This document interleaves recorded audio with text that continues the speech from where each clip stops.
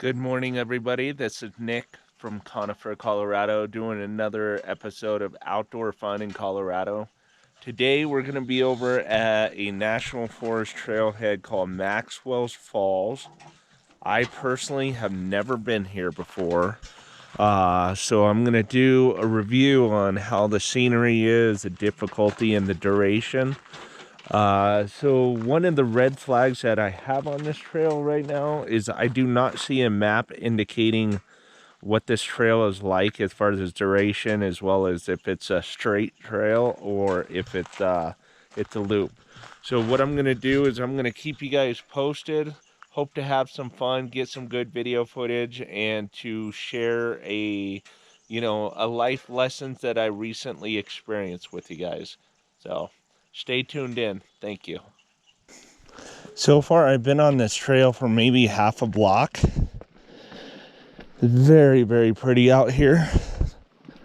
There's a creek that I let Kobe walk into and get some water. And this trail is it's not like some of the other trails that I've done. It's so you start on the upper loop or at the top and you work your way down to an upper loop. And I guess that's where I'm at right now. Falls Troop number 39. So I'm going to do the upper loop. Once again, I have no idea the distance. I did find a map that indicated where the trails go, but it doesn't have any, it's a very poor quality map. So it's not clear to see, like, the trails itself, but it gives you a good idea. But it has no indication of what the distance is on these trails. So I'm going to find out. I'm going to keep you guys posted. But so far, this is a very pretty hike. Okay, so far on this trail, I started at the top of the trail. Like, there's an upper entrance and a lower entrance. And I started at the top. So, of course, I'm mainly working my way downhill. And it's beautiful up here because you get to certain parts where you can see the top of the mountains, like it's got a beautiful scenery. So I'm going to show you over here an example of what I'm talking about. The trail is kind of misleading, so definitely pay attention. There was a part where I came across a fork in the road and I didn't know I should take a left or a right, but I took a left and I think I'm fine. So this is a perfect example of the scenery up here. There are people out here on the trail, so I'm convinced that I'm going in the right direction. But yeah, the scenery is just amazing. It's nice and peaceful and quiet. Granted, it's about 7:15 in the morning.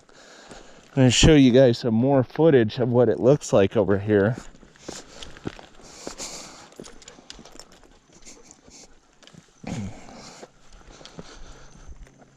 Wow, this is just beautiful. There's a road down there. Have no idea what road it is, but I'm sure it's the same road I drove on to get down here. So, yeah, I'm going to keep you guys posted on how this trail is. In the meantime, I wanted to share with you a life lesson that I came across recently. So part of the reason why I haven't made any YouTube videos lately is because I have recently got married, and it's been an amazing experience. And of course, anybody who's ever gotten married, of course, there's a lot of, pre-planning. You gotta take care of certain things. Like, I don't know how to dance, so I had to learn how to dance, and I paid for a dancing studio to give us dance lessons for like eight sessions. So that was great. That helped me out considerably. But we went down to Mexico for the honeymoon, and what I learned was how ignorant I was. So I took a little bit of Spanish in high school, which was definitely effective. But of course, over the years, you don't retain it if you don't use it much. And that's one of the mistakes that I learned when going down to another country. I've never traveled outside of the United States. So it's really important that if you could try to brush up on the language to the country that you're going to, simply because, of course, it makes communicating to the locals so much easier. Don't put yourself in a position where you're dependent on the locals to know English, because that's not necessarily their responsibility. It's more your responsibility to know their language. Granted, you do come across locals that do speak English, but it's broken English, so it's a little bit challenging, and some of them don't speak any English at all. So that's where learning some Spanish is definitely very valuable.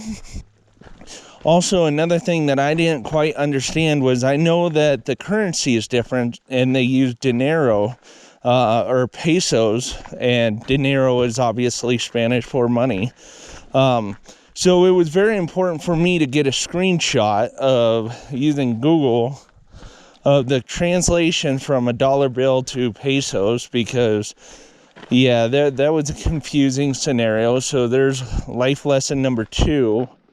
Life lesson number 3, I never experienced a timeshare sales presentation.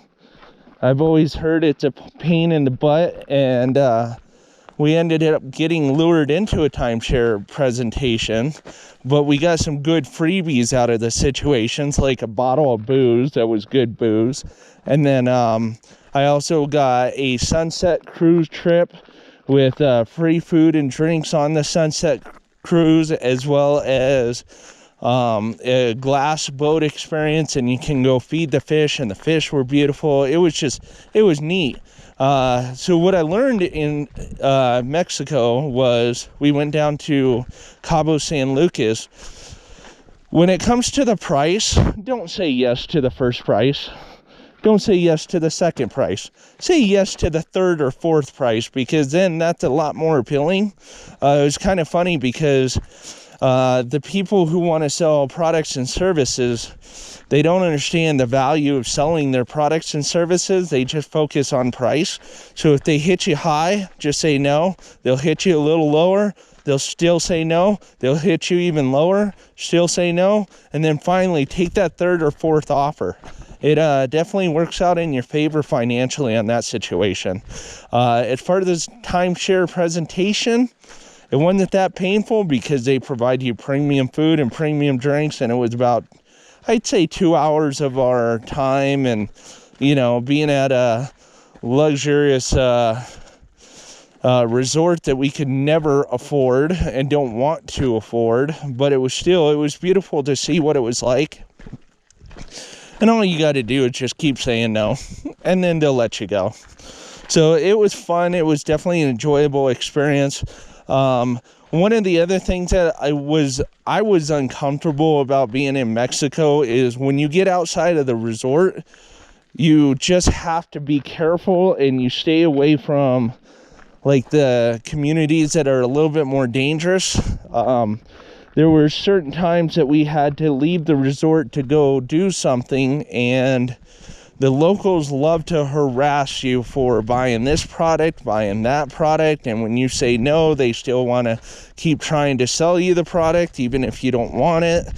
And it was even amazing that I had some of the locals come up to me trying to sell me illegal drugs, pills, girls, all kinds of inappropriate things that I didn't want to be associated with. And it also got to a point where it was a little frustrating, because I almost felt like I almost had to use my fist and not necessarily scare them away, but show them that I'm going to go down with a fight if they keep persisting, because it was annoying. But other than that, Mexico was great. Katie informed me that where we went, Cabo San Lucas, was an enjoyable spot. We don't regret going there, but it's not near as nice as the other parts of Mexico, like Cancun, and I've heard Puerto Vallarta or something like that is much better.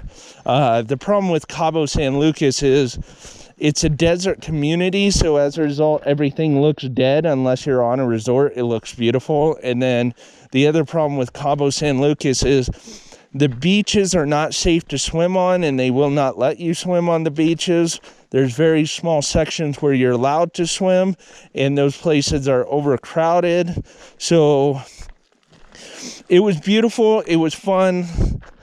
I don't regret going there, but I've heard other parts of Mexico are much more enjoyable. So that's what I wanted to share with you guys today, and keep you guys posted on how this hiking trail is. Hey everybody, I want to say thank you for taking another moment to watch a hiking trail at Maxwell Falls. This trail was amazing. It's beautiful. It's about 6 miles round trip. So I started at the very top, worked my way around the northern loop, which was beautiful. There was beautiful scenery of the upper mountains, and then worked all the way down to the trail at the end where the parking lot is at the very bottom, and then worked my way back. As far as the scenery, I would say, yeah, definitely come here. It's beautiful. It's got a creek out here, and the scenery at the top is awesome. As far as the difficulty, I would give it a solid 3 out of 5.